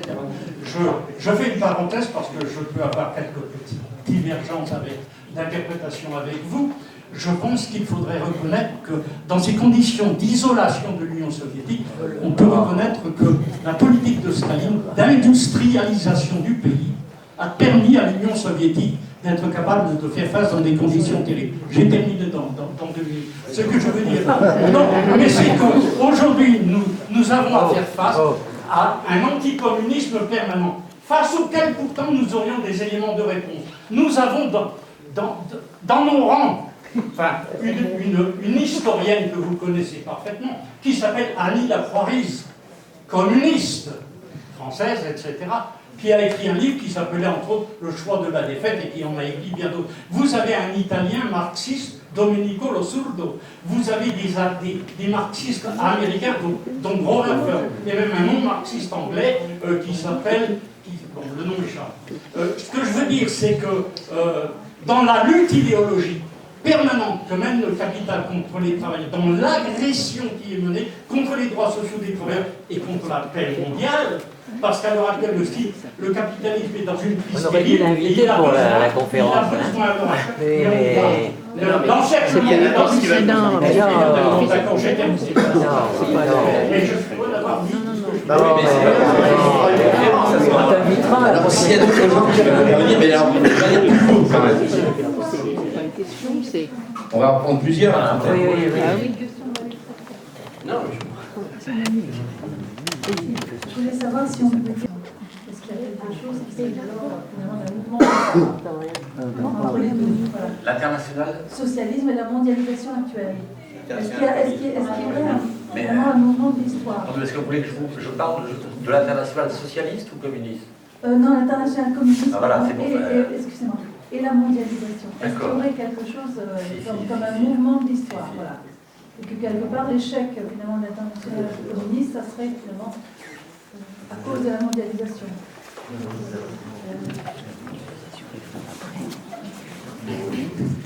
Il paraît étonnant que Lénine, qui fit preuve d'une extraordinaire clairvoyance en 17 pour déclencher l'insurrection et gagner, était si peu clairvoyant concernant les mouvements révolutionnaires dans les pays d'Europe, au point de croire que la révolution allait se répandre assez rapidement dans toute l'Europe. Comment on peut expliquer cette apparente contradiction, en tout cas? Toutes les questions sont intéressantes, elles sont un tiroir en plus. Hein. Vous, alors là, c'est pas des tiroirs, c'est un meuble entier. Non, mais parce que je vais répondre, c'est pour ça que c'est ça. Je ne peux pas répondre là. Vous avez commencé par évoquer John Reed. C'est intéressant la personnalité de John Reed parce que ça renvoie à cette idée que la révolution en Russie survient dans un pays où personne n'imaginait qu'elle pourrait éclater, puisque c'était vraiment le pays du grand despotisme, de l'armée la plus puissante, mais aussi de l'obscurantisme, du retard culturel. Et donc il y a une sorte de fascination et d'enthousiasme chez tous ceux qui n'avaient pas pris leur parti de l'union sacrée, de la guerre, en disant voilà, quelque part une lueur s'est allumée et elle est formidable. Évidemment, dans cela, il y a souvent, quand on voyage, et John Reed voyage, il arrive, il est journaliste, il regarde, il décrit, etc., avec des yeux qui sont tout à fait favorables. Il connaît pas forcément la Russie, et il connaît ce qu'on pourrait appeler le petit milieu, qui est le milieu stratégique. Ce qui est formidable, c'est qu'il nous fait revivre de l'intérieur ce qui se passe justement à Petrograd. Après, ce qu'est devenu, après la mort de John Reed, ce qu'est devenu l'utilisation de sa personne et tout ça, c'est autre chose. Ce que vous avez évoqué le double isolement provoqué par l'isolement extérieur à différents moments, parce qu'il y a différents moments. L'URSS, à un moment donné, a cherché des alliés, a réussi à rompre l'isolement. Avec l'Allemagne, après un traité qui était le traité de Rapallo, après avec la France, avec le cartel des gauches, Herriot qui reconnaît l'URSS et qui va établir des relations diplomatiques. Et puis, quand il y a l'anti-hitlérisme, la Russie va entrer à la Société des Nations. L'URSS entre à la Société des Nations en 1934, quand Hitler et Mussolini quittent la Société des Nations. Et autour, par exemple, de la question espagnole, les soviétiques font partie des conférences internationales pour le meilleur et le moins bon, puisque c'est des conférences dites de la non-intervention, mais en quelque sorte, l'URSS fait partie du concert des nations, et en même temps, ça n'empêche que les gouvernements européens, la France a signé un pacte d'alliance avec l'URSS en 1935. Laval et Staline ont signé. Mais en même temps, vous savez qu'il y a Munich, les accords de Munich, et après Munich, quand Ribbentrop est arrivé, accueilli en France par le ministre, comme disait Gabriel Péry, le ministre étranger aux Affaires françaises, Georges Bonnet, déclare qu'il comprend les revendications allemandes à l'Est, et tout dire à propos des frontières. Et d'autre part, il demande à Jean Zay et à Ernest Mandel, ministre juif, de ne pas participer aux réceptions en faveur de Ribbentrop. Donc, tous ces éléments entrent en ligne de compte pour expliquer ce que vous avez dit. Au niveau international, l'URSS signe le pacte germano-soviétique, elle se méfiait du double jeu franco-britannique, sans aucun doute. Seulement, il y a plusieurs manières de le faire. En même temps que Staline signe le pacte avec Hitler, pour aller vite, il signe un pacte secret pour le partage de la Pologne. Vous le savez, ça, on a les documents aujourd'hui. Et d'autre part, il explique à tous les partis communistes qu'il faut en finir avec la lutte contre le fascisme.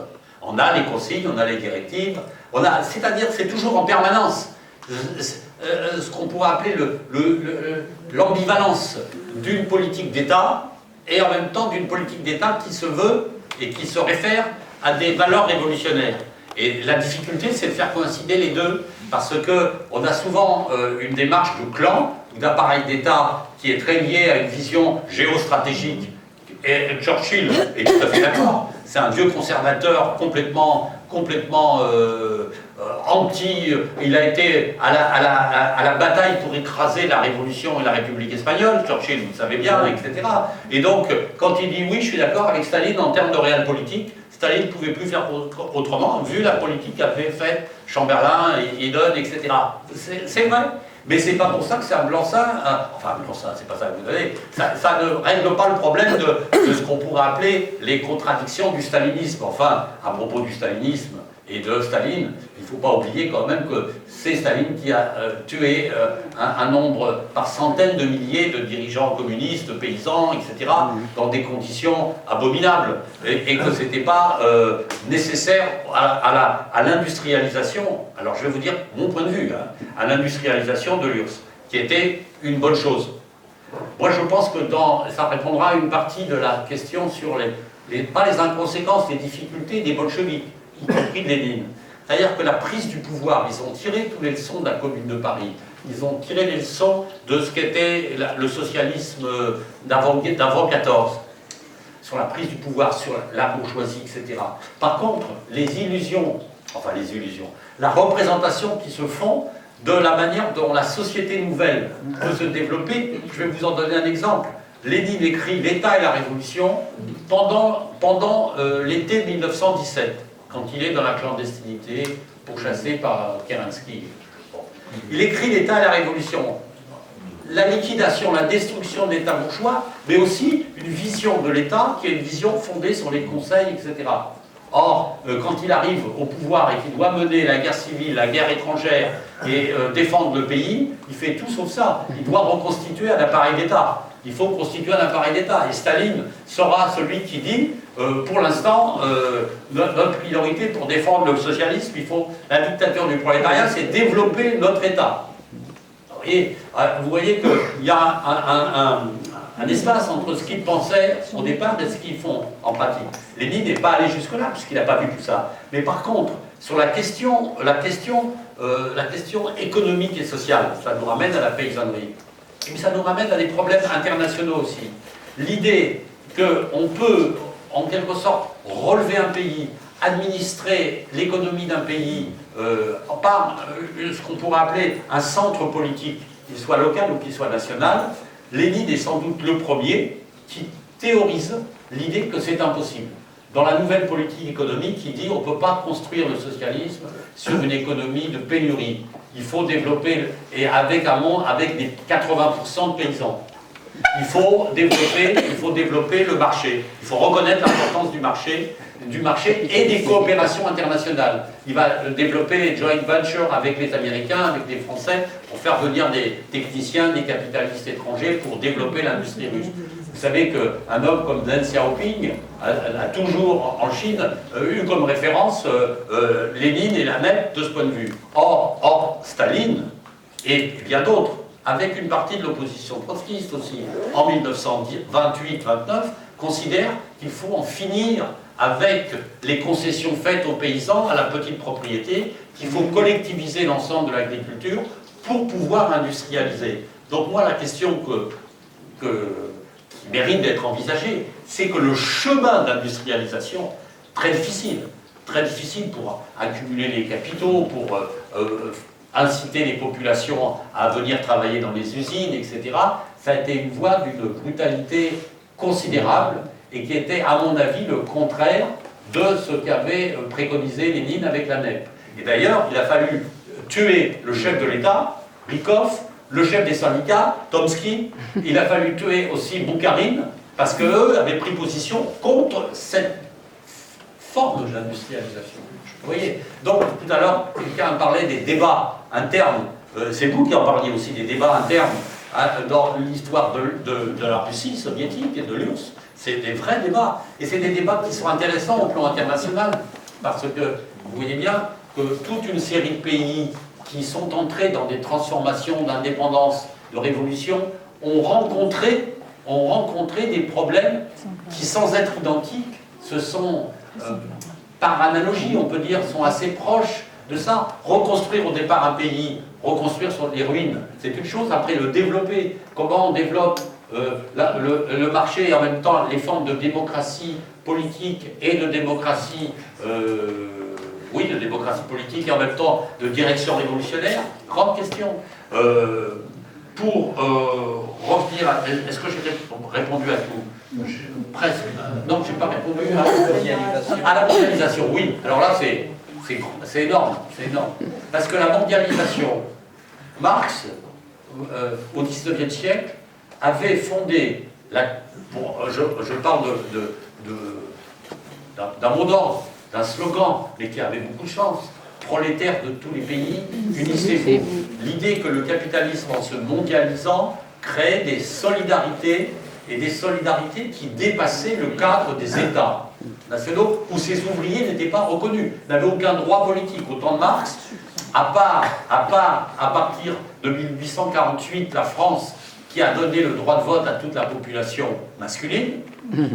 Il n'y a aucun pays, sinon la Suisse, si vous voulez, et encore, non, même pas, où il y a le suffrage universel. Donc l'idée que l'union des prolétaires de tous les pays est créée par le développement du capitalisme et du marché est une idée extrêmement puissante et qui a fondé, après la création de la première internationale, l'Association internationale des travailleurs en 1864, où Marx et Engels sont parmi ceux qui préconisent une alliance qui est seule capable de répondre au développement du capitalisme mondial. Et hop, ça ne se passe pas comme ça. Hein? Alors le paradoxe, il a commencé assez tôt. Il a commencé assez tôt parce que, en même temps qu'il y a la première mondialisation capitaliste, il y a plusieurs étapes et ça ne se fait pas d'un seul coup de façon linéaire. Il va y avoir la constitution des États-nations où les bourgeoisies prennent le pouvoir avec des débris des anciennes catégories. Hein, anciens aristocrates, militaires, tout ce que vous voulez, c'est l'État allemand, l'État italien, la République française, la monarchie, le Royaume-Uni, britannique, etc. Et d'une certaine manière, le monde ouvrier, avec la deuxième internationale socialiste, va se battre pour conquérir des droits politiques à l'intérieur de chacun des pays. Le droit de vote, des droits sociaux, etc. C'est toute l'histoire de l'internationale socialiste créée, pas par hasard, en 1889 à Paris, pour le centenaire de la Révolution française. La décision de créer une nouvelle internationale, et qui sera celle des partis socialistes, des partis ouvriers, on ne dit pas partis socialistes, toujours partis socialistes, ouvriers, bon. Et cette internationale socialiste, elle est européenne pour l'essentiel, elle est européenne. Elle se fracasse avec la Première Guerre mondiale. Elle se fracasse parce qu'elle explose, malgré tous ses objectifs politiques, démocratiques, etc. La troisième internationale, vous avez tout à fait raison, dans ses attendus, si vous lisez les textes, moi j'ai publié les textes, vous pourrez les lire sur Internet, c'est très lisible. Dans les textes, il y a l'idée que le capitalisme s'est mondialisé, que les États-nations ont fait faillite dans la guerre, que la première guerre, la guerre est la preuve de la faillite des États-nations. Oui. Et donc, qu'il faut qu'il y ait une organisation mondiale du prolétariat, et qui va être une république mondiale des soviets. C'est ça l'idée de la troisième internationale. Seulement, cette idée-là se fracasse, et même assez vite. Enfin, elle se fracasse. Pas complètement, il en reste des choses, il en reste des éléments, c'est toujours pareil, l'histoire, elle avance, et vous savez que l'histoire, en plus, on n'oubliera jamais qu'on est passé, j'aime bien donner ce chiffre, là, parce que faut bien montrer que les sociétés ont une mémoire, une histoire, mais elles ne sont jamais tout à fait les mêmes. D'abord parce qu'il y a le renouvellement des générations, hein. Ça fait 4 générations ça. Mais bon, il y a la mémoire quand même. Mais il y avait moins de 2 milliards d'habitants, il y avait 1,5 milliard d'habitants en 1914. Aujourd'hui, il y en a 7,5 milliards. Vous voyez, on est dans des ordres de grandeur aussi dont il faut prendre, c'est-à-dire la Chine qui se réclame du communisme et qui a un parti communiste au pouvoir avec ce qu'il est devenu dans une société marquée par des réformes qui s'inspirent largement de la NEP, pour aller vite, mais la NEP poussée jusqu'à un point très élevé, on va dire, ça représente l'humanité tout entière du début du XXe siècle. En population. Vous voyez à quel point on a à la fois des similitudes et des changements. Donc, sans nostalgie et en se disant que l'histoire s'est développée, et il faut pas parfois il y a des occasions qui ont été ratées, ou des occasions manquées, etc. En tout cas, moi ce que je garde comme idée, et qui est une idée qui est féconde encore aujourd'hui, c'est que c'est l'irruption de ce qu'on pourrait appeler le monde paysan, le monde ouvrier dans la vie politique mondiale, sur la sphère internationale. Ça s'est fait après la révolution russe avec la troisième internationale. Si vous prenez le mouvement de décolonisation, de libération, mais vous prenez l'histoire du Moyen-Orient, hein, et l'histoire du Moyen-Orient, encore aujourd'hui, elle est terrible. Elle est terrible. L'histoire avance de façon chaotique, mais les communistes, par exemple, pour dire ceux qui sont sortis du congrès de Bakou dans les pays du Moyen-Orient ont été le ferment de l'indépendance et du développement national dans ces pays. Sauf que après le congrès de Bakou, vous savez ce qui s'est passé? Je ne vous ai pas raconté la politique anglaise et française après le congrès de Bakou. Pour empêcher toute coalition des mouvements arabes ou des peuples opprimés du Moyen-Orient avec la révolution russe, eh ben, il y a eu les mouvements en Turquie, il y a eu le mouvement de Kemal Atatürk qui a cassé une partie du mouvement ouvrier turc au nom du nationalisme et qui a fait alliance avec l'URSS. Et d'autre part, il y a les Anglais qui ont créé les royaumes arabes, pour aller vite, en mettant la Perse sous tutelle, la Perse, l'Iran actuel, sous tutelle anglaise directement, et les royaumes d'Irak, d'Arabie, etc., et les mandats français en Syrie, en Palestine, etc. C'est-à-dire qu'on a complètement découpé le Moyen-Orient sous l'autorité et la tutelle des pays occidentaux. Et le contrôle politico-militaire.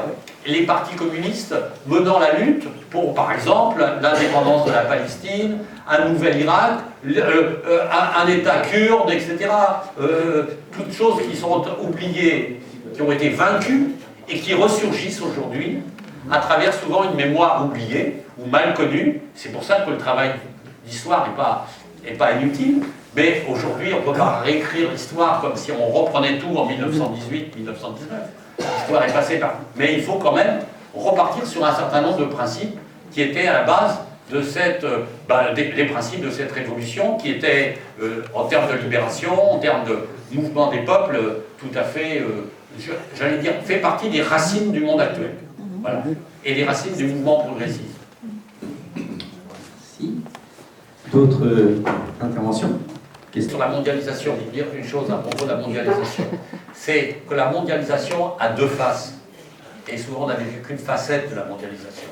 C'est-à-dire l'exploitation élargie et coordonnée et la mise en concurrence des peuples. La mise en concurrence des peuples.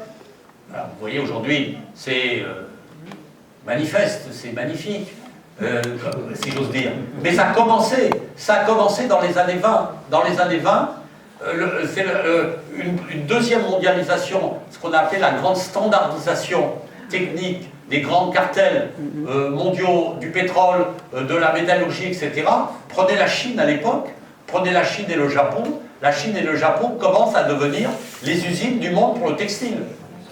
Hein, on va monter les populations européennes contre les Chinois et les Japonais dès les années 20, les années 30. Et quant à l'Afrique du Nord, eh bien, il y a une partie de la mondialisation, la nouvelle mondialisation colonialiste économique des marchés, sur les phosphates, sur toute une série des produits, qui va en quelque sorte utiliser les colonies comme des ressources de matières premières, ce qui n'était pas au départ. Et ça, en utilisant les populations de ces pays comme des populations qui sont en quelque sorte utilisables, corvéables à merci, que ce soit les Indiens, les Pakistanais dans l'Empire anglais, que ce soit les Algériens, les Kabyles, les populations noires aussi de l'Afrique occidentale. Et donc la mondialisation a une face extrêmement sombre, la mise en concurrence des populations les unes contre les autres, le développement en quelque sorte à travers ça, de formes de racisme qui peuvent être monstrueux. Et on a souvent fait remarquer que les premiers camps de concentration dont les Allemands ont eu l'expertise, ils les avaient mis en place en Afrique du Sud, notamment dans ce qu'on appelle aujourd'hui la Namibie, qui était le sud-ouest africain, avec la liquidation des populations Herero. Les Anglais n'étant pas complètement, de ce point de vue, sans responsabilité, avec les camps qu'ils avaient créés en Afrique du Sud contre les populations zoulous. Mais vous voyez, donc la mondialisation, c'est aussi l'expansion et les moyens de mise en concurrence des peuples les uns contre les autres, l'utilisation des États soumis les uns contre les autres. Vous voyez, c'est l'autre face de la mondialisation. Et l'Amérique du Nord qui considère que l'Amérique latine devient son jardin privé, ça se fait dans ces années-là, dans les années 20. Je t'amène une deuxième. Pour revenir à la révolution russe, proprement dite, est-ce qu'on ne peut pas considérer que l'existence des soviets, avant octobre, n'est pas une des conditions essentielles de la réussite de l'insurrection bolchevique finale? Oui, parce que là, j'ai oublié, parce que c'est très pointu, j'ai oublié. Non, mais c'est pointu parce que c'est vrai. Je vous ai dit que c'est la convergence entre un mouvement ouvrier, mais aussi un mouvement de soldats, qui est fondamental, et leur politisation. Il y a soviets et comité de soldats. Voilà. Soviets et comité de soldats. Sauf que, au départ, les soviets sont constitués de représentants des différents partis. Le monde ouvrier et les soldats, ils sont peu présents. C'est des représentants, et les comités de soldats vont être en quelque sorte des sortes de comités de base qui vont coincer un petit peu, contraindre les soviets. Mais vous avez raison, la forme des soviets, c'est une invention populaire, et une invention qui est très marquée par l'histoire russe, qui avait déjà été expérimentée, si j'ose dire, en 1905, et qui revient presque spontanément en 1917, et qui est sans doute une des formes de l'adhésion populaire à l'idéal révolutionnaire, et surtout une méfiance fondamentale contre l'État tsariste. Et l'État tsariste, c'était pas seulement l'État tsariste et la grande bourgeoisie, parce que la bourgeoisie russe était suspectée de ne pas être vraiment intéressée aux affaires russes. Elle était trop liée au capitalisme allemand, au capitalisme français et anglais. Et donc il y a une méfiance à l'égard des élites. Beaucoup plus que dans les autres pays. Dans les autres pays, on a une partie du mouvement ouvrier qui, à travers les assurances sociales, à travers les législations sociales, etc. Alors, il y a des conseils en Allemagne, mais quand même, il y a la politique sociale allemande, et du patronat et de la bourgeoisie allemande qui est extrêmement puissante. Hein. Et donc, ce qu'on pourrait dire, c'est que les soviets, ça exprime une forme d'autonomie sociale profonde, culturelle du monde ouvrier en Russie, qui est un appui formidable à la logique révolutionnaire, telle que Lénine la conçoit, de la prise du pouvoir. Et Lénine, vous savez, il écrit toujours en pensant à la période précédente, comme tout le monde, comme tous les historiens, pas les historiens, les révolutionnaires. Les révolutionnaires de 89, ils pensaient à la République romaine. Ceux de 1917, ils pensent à la Commune de Paris, et ils pensent à la Révolution de 48. À Paris. Et lui, il dit, il faut que nos ouvriers ne soient pas dupés comme les ouvriers de 48 par la commission du Luxembourg. D'ailleurs, on avait fait discuter les ouvriers sur l'état social, le droit social, la limitation de la durée du travail pendant des semaines et des semaines. On avait ouvert des tranchées pour leur donner du travail, les ateliers nationaux, et puis il n'y avait aucune mesure qui avait été prise en faveur du monde ouvrier. Et il n'y avait pas de prise du pouvoir. Et Lénine est obsédé par ça. Dans l'état de la Révolution, il n'arrête pas de dire ça. Et il s'appuie sur les soviets. Le paradoxe, c'est que les soviets vont devenir une forme politique qui va perdre beaucoup de sa consistance d'origine dans l'État. Même si l'État s'appelle soviétique, il y a une confusion très forte ensuite entre le soviet et le parti, les structures administratives de l'État et le soviet. Donc il y a toute une série de courants, d'ailleurs révolutionnaires, qui vont se séparer de l'international communiste et surtout de la révolution russe en 22-23 sur la question des soviets. Hein, sur la question des soviets. Oui, on ne peut pas rentrer dans cette histoire, mais j'ai fini. De la question sur les soviets, moi j'ai pas les idées claires sur la place du dépérissement de l'État dans l'histoire du mouvement ouvrier depuis Marx. Peut-être tu pourrais nous rappeler comment ce thème existe chez les classiques, disons chez Marx et Engels, et aussi surtout nous dire comment ça a été pensé par Lénine. J'ajoute que pour moi, vu d'ici toute l'histoire du mouvement ouvrier, incline à penser que c'est une rêverie, le dépérissement de l'État. C'est peut-être une position très personnelle chez moi. Hein. Je trouve qu'une vue cavalière sur ce qui est arrivé depuis que la notion a été mise au jour, dans des termes que je ne connais pas très bien, elle n'a été que contredite. Bon, mais je ne veux pas faire plus long. Question posée en 1 minute et qui mériterait 3 heures, et encore. Hein. Donc, vous voyez, je ne peux que... C'est la question, en général, on remercie celui qui l'a posée. Et chercher la manière de répondre. Il y avait des dirigeants politiques qui étaient particulièrement là-dessus, qui savaient faire. Et en même temps, après, il faut quand même y aller. Donc, moi... Cela dit, c'est une question qui est d'autant mieux posée que tu as beaucoup réfléchi. La seule chose que je protesterais, c'est l'idée que c'est pas clair. Hein. C'est pas clair. La question, le problème est compliqué, hein, voilà. Mais la question est clairement posée. Moi, je pense que la thèse du dépérissement de l'État naît avec l'idée qu'il faut faire une transformation non seulement sociale, mais politique dans la Révolution. Et ça, c'est ce que Marx, après la Commune de Paris, au vu de la Commune de Paris, dit. Voilà, la Commune de Paris a inventé, a trouvé une nouvelle forme d'État, et cette nouvelle forme d'État, il a décrit, et il dit, ça c'est la dictature du prolétariat. C'est l'exercice par le prolétariat d'un pouvoir transitoire, dans le sens antique du terme, dans le sens latin et romain du terme, la dictature temporaire, avant de retour à la légalité. C'était ça de la République. Bon, et là, en gros, c'est la forme de transition. Les conditions dans lesquelles Lénine s'empare de la question. Avant, il y a eu une discussion dans la social-démocratie allemande. Vous savez, je ne peux pas développer ça. Vous inviterez un conférencier, je vous recommanderai les noms, sur le programme de Gotha, les premiers programmes socialistes, réforme ou pas de l'État, etc.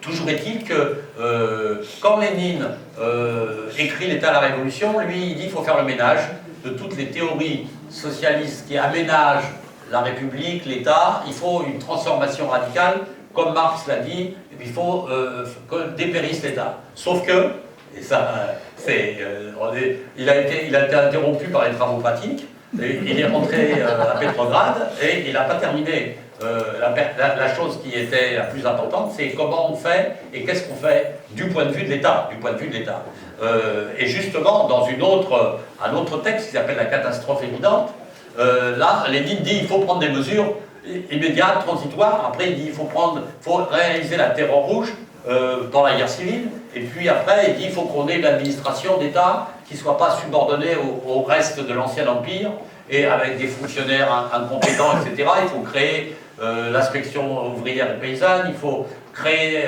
un corps de fonctionnaires, et il commence à s'engager avec Staline dans des débats là-dessus. Et en fait, c'est la création de l'appareil d'État, du nouvel appareil d'État qui est en train de se poser, et du système politique.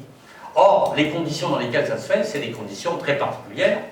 Il ne s'agit pas de faire l'histoire, enfin la leçon aux Russes de l'époque, mais il s'agit de voir que les conditions dans lesquelles ceci se réalise sont des conditions qui ne peuvent pas, à mon avis, aujourd'hui, servir, comme le demandait Ziloviev, de modèle pour la bolchevisation de l'ensemble de la révolution mondiale. Voilà. C'est pas, bon, ça ne va pas. Pour moi, ça ne va pas. Ça ne va pas, même si ça convenait dans des conditions qui étaient historiquement très concrètes et qu'on peut les comprendre. Et contrairement à ce qu'elle disait un ministre français, comprendre, c'est pardonner, ou expliquer, c'est... Non, c'est pas ça. Il faut d'abord comprendre et expliquer, et puis à 50 ans de distance, la lucidité c'est facile. Hein, donc voilà, il faut être prudent. Mais cela dit, pour aujourd'hui, pour la théorie actuelle, on pourrait imaginer de dépérissement de l'État. Moi, je crois qu'il y a toute une série de réflexions. C'est pas l'objet de la réunion et de ma conférence. Et puis, je suis, comme vous, incompétent. Hein. Mais sur ce sujet. Mais ce qu'on peut dire, c'est que toutes les réflexions qui sont sur la transformation de l'organisation de l'État, d'une réflexion sur à la fois les formes démocratiques de l'État, mais en même temps des formes de centralité démocratique qu'il faut conserver, sont des questions qui restent d'actualité. Parce qu'autrement, on ne peut absolument pas combiner le local et le global, comme on dit. Et aujourd'hui, vous voyez, la question c'est compliqué par le fait qu'on est obligé de réfléchir. Vous voyez bien, madame a parlé de la mondialisation. On est obligé de réfléchir sur plusieurs niveaux. C'est-à-dire dire, bon, moi, je m'en fous du reste. Je m'occupe de la démocratie locale, je m'occupe des liens avec les paysans pour manger bio, pour bien travailler dans mon coin, bien me soigner, etc. Et ça va être mon soviet à moi. C'est pas jouable. C'est pas jouable. Il y en a qui disent, moi, je me fous de l'État-nation, de l'État national, je veux constituer une belle région qui va devenir indépendante et qui va, grâce à ça, oui, mais vous voyez, et faire dépérir l'État national pour faire grandir mon État local. Vous voyez la question. Et le problème du gouvernement international et des gouvernements internationaux européens, dans la théorie, elle anticipe. On va dire la théorie, c'est pas pratique, mais la théorie, elle peut définir des objectifs, des principes. Dans la théorie, il faut penser tous ces niveaux. Et ça, c'est une leçon de cette histoire aussi. Et on ne peut pas s'en dispenser. C'est une pirouette, ce que je viens de vous raconter. Encore des... Non ? Non, c'est bon. Je pense qu'on va pouvoir remercier Serge Volkov.